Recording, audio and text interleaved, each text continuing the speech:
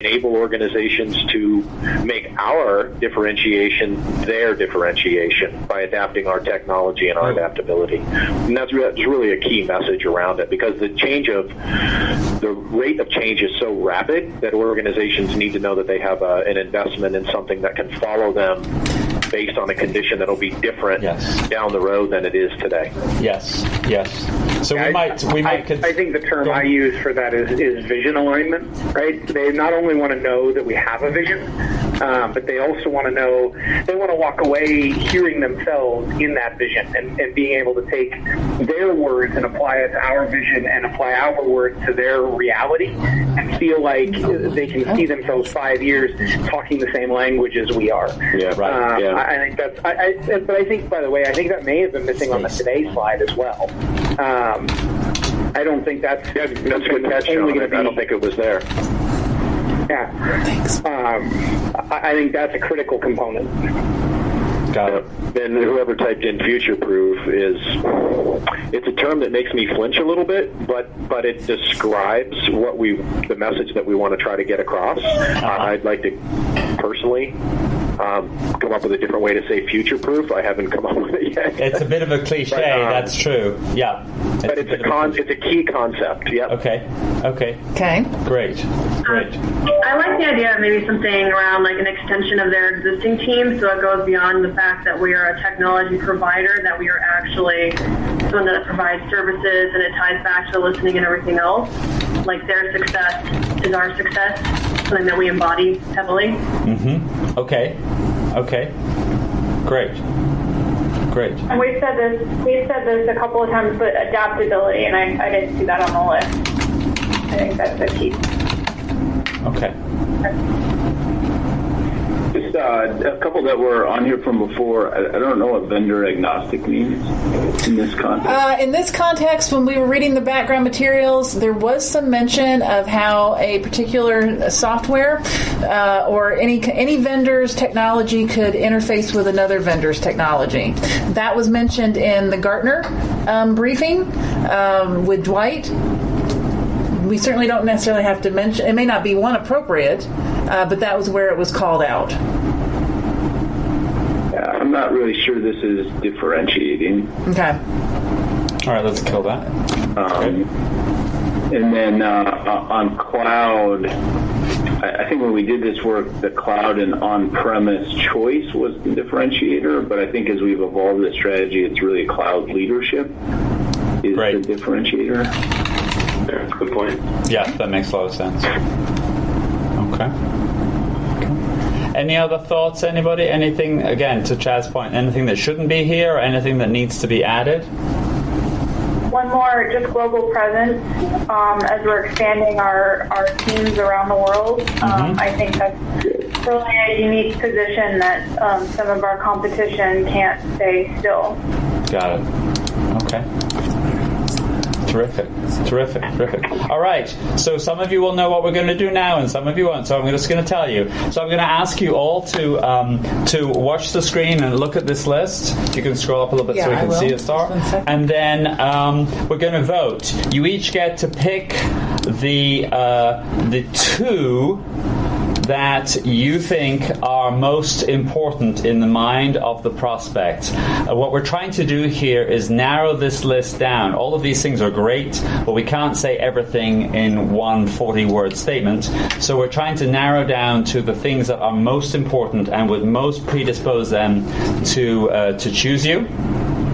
And I'm just going to go around the room and ask everybody to call out their... well, I would only go around the room. You guys can do it one at a time. But call out the two that you think are most important. Just do it in here. So put the asterisks in front of the words. Okay. Yeah, that's going to be easier. Yes, I will. So, well, I will start. Bill, you want to go first? Sure, I'll pick up vision alignment, I like, and I'm going to go with simplifying complexity. Oops, hold on. All right, vision alignment. Yeah. Let's just do it this way. And I'm sorry, and what else, Bill? Simplifying complexity. Thank you. That's great. Let's see. You guys, well, Chad, you want to go next? Adaptability and TCO. Okay. Great. Let's see. Craig? Chad took my vote, actually. You could, it's not unique. You could vote for the same candidates. Yeah. That's how we elect a winner. Yeah. So they were TCO and adaptability. Okay. Is that what we're... Yep. Okay, TCO. Yeah. Okay, gotcha. Okay, for great. both of them. And then, let me see. Joe? I'm going to go with adaptability. There's no question. That's number one. And Okay. then my next one is going to be simplifying complexity. All right. Let's see. Sean? Oh, you can't see the list. Oh, yeah. I sent it to him, but he's trying to read it while he's driving. Oh, jeez. Bill and I were cheap. I'm going to go with adaptability and vision alignment. Okay. Great. That's great. Let me see. John, did I have you? I don't think so. I'm going to go with TCO and future-proof. Okay. Being a little bit of a maverick there. Okay, I like it. Carol? You go with vision alignment and adaptability. Okay. I'm glad you voted for adaptability because you were the one who made sure it was in there.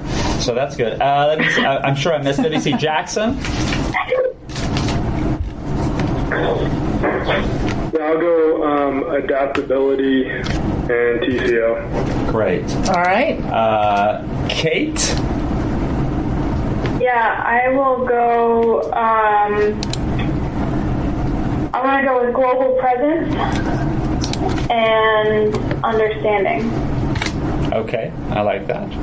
And folks, I'm conscious as we're looking at this that a couple of them will actually probably roll quite nicely together. So we'll deal with that later. But I think we're getting a good grouping here. Let's see, Heather. I don't think we heard from you. Adaptability and vision alignment. All right. Guadalupe is not on the call. Who have I apologize, but who I missed? This is Rick. I'm choosing adaptability and vision. Got it. Yeah, I'm sorry. Your name was right here, and I looked over it. Thank you. Okay. All right. Anybody else? I left you out this morning, Rick. It's a trend. Oh, dear. Uh-oh. Anybody else that I missed? It's hard to do this when we're not all in the room. Okay, well, that's really interesting. So we have clearly adaptability and vision alignment as the absolute front runners. TCO, which would expect to be, price and cost is always going to be a factor, but I like TCO rather than price. I think that's great. And then, as I say, all the others are valid, and we may even try and consolidate a couple of them, but we know where we're going to be leading with. So that's very helpful. This exercise is really core to how we come up with a message that resonates with the prospects. That's great. Thank you. Okay. All right, let's go let's move on. How are we on time? Oh, we're doing well. On time. We're going to have you guys out of here and headed to the beer sooner than planned. So that's good. Or pillow. Oh, to the pillow. Yeah, indeed. Depending on. So this is an exercise we call the brand voice. And Sean, this is going to be a real stretch for you. So we may send it to you later. Yeah. I think that's probably going to be safer. But so what I'm going to show you now is a whole bunch of adjectives that people could potentially ascribe to high jump. I say high jump, and the first thing that pops into somebody's head is committed, for example. Now, all of these words are good by and large, but some of them are probably more applicable to you, and some of them you would like people to think of immediately. So that my question to you is, what are the we'll do 3 words each. Star is looking at me like 2 or 3. I think we do 3. I think we do 3 words each that you would like to be immediately top of mind when somebody hears high jump. So I'm going to give you just a second to look at this sheet, and if you would just jot them down, and then we're going to go around the room and call them out.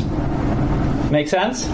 Rory, do you recall what I said in Bad Nauheim, Germany? When I do actually, Joe, but I'm gonna check and see whether you're consistent or whether your messaging has evolved in the 6 months that have passed. No, I'm just kidding. We actually do have them, but I don't have it to hand. But yeah, I'm afraid that this is the third time I've made you do this exercise. So take a moment to do this, folks. If there's a word that you want to use that absolutely isn't here, or something close to it isn't here, we have space at the end where we can add something new. But I'm just going to give you a second, and I'm going to step outside for one quick second with this cranky puppy. Don't worry, I'm still with you guys. So's Kimberly, but take a minute.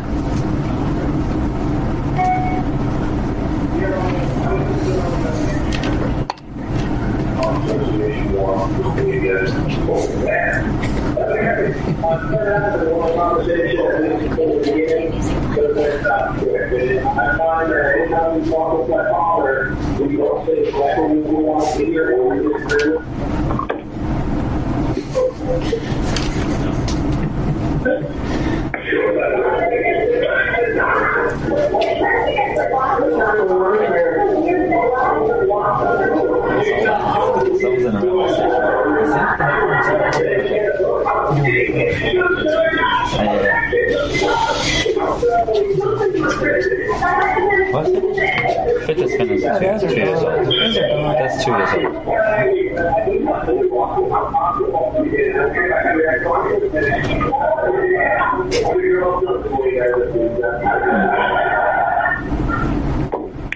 want to try it? All right, everybody. Let's see who's got 3 words and ready to start. Let call out your name, and so I recognize you, and then let's hear your words. I'm going to go. Sorry, Joe. Collaborative, flexible, and respected. Collaborative. Response. Can you repeat those? Collaborative, flexible, respected. Got it. Respected. All right. Great. Thank you. Got it. I'll go. It's Joe. Dependable, innovative, and collaborative. Dependable, innovative. Okay, and then the last one? And collaborative. Collaborative. Thank you. Okay. Hey, this is Craig. I'll go. Oh, go ahead, Sean. Yeah, okay. It's you, Sean. I was going to pick creative, flexible, and trustworthy. Creative, flexible, and trustworthy down here. Great. Thank you. Got it. Next. All right, Craig will go. I had process-driven. Okay, give me just 1 second to find it. Okay, gotcha. Yes? Yep. Collaborative. Where is it? Yep, because we already got it. Yep. Yep. And one that's not on here that I feel strongly about, that is strategic. Okay.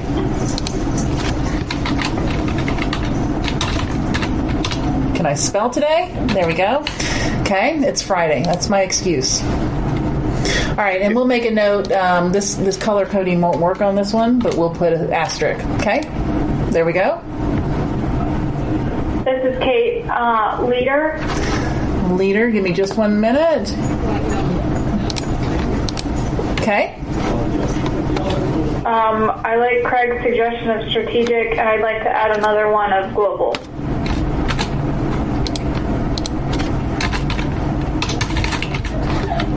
Very well. There you go. Thank you. Who's next? This is John. I'm going to go with creative, process-driven, and I'd like to add one nimble. Okay.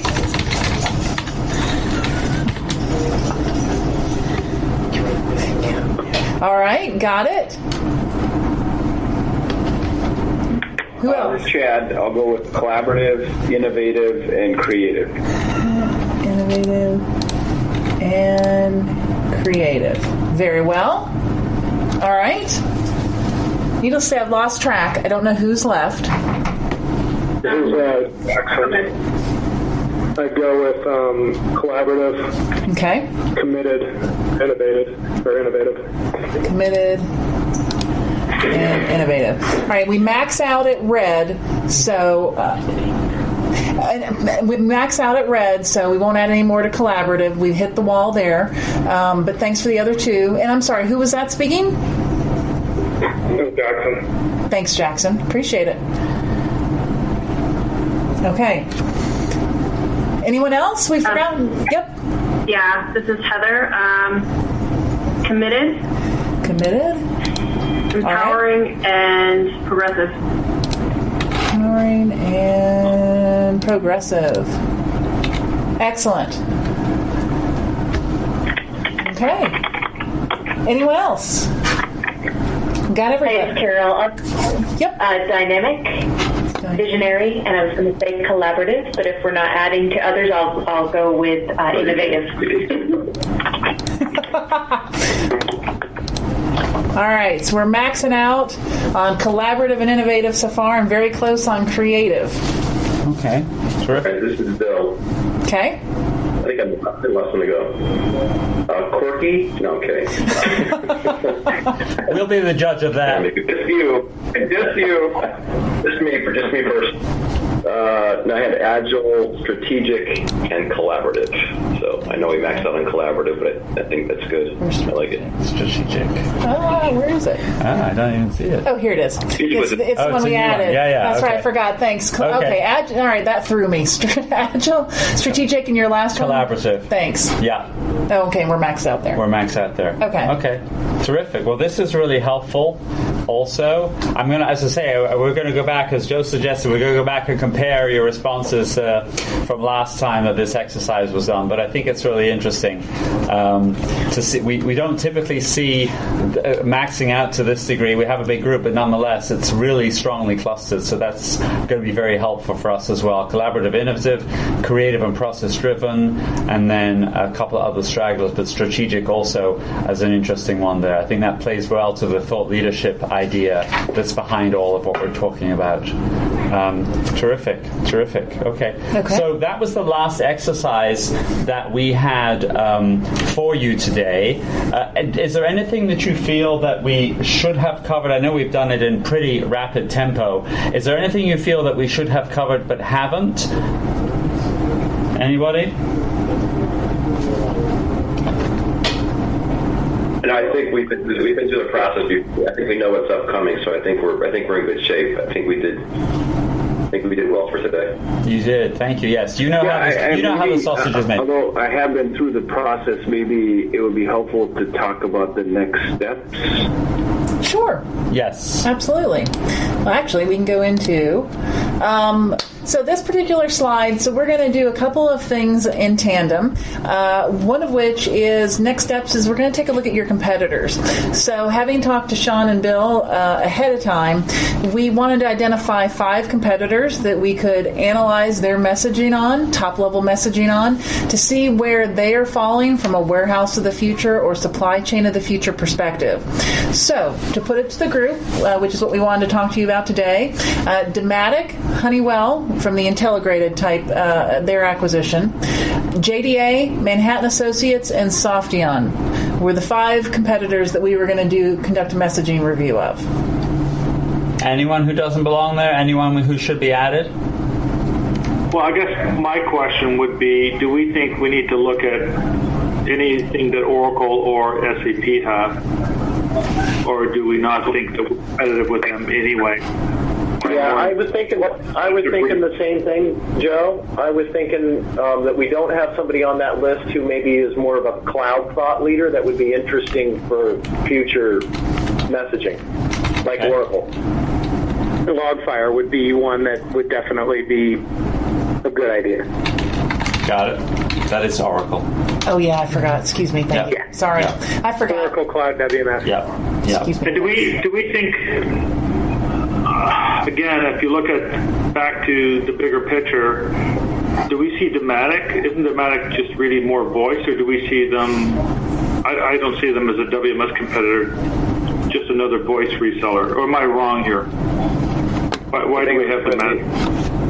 I think the WCS touch, right? Sorry, there was a bit of noise there. Can we get clarification on that? Again, I thought it was WCS touch, wasn't it? Well, and they are growing much like Intelligrated. They are focusing on trying to encroach in the WES topic and add more intelligence to the control system. So, I think the question is, as we think more about these environments in the future, will that be more or less impactful to us?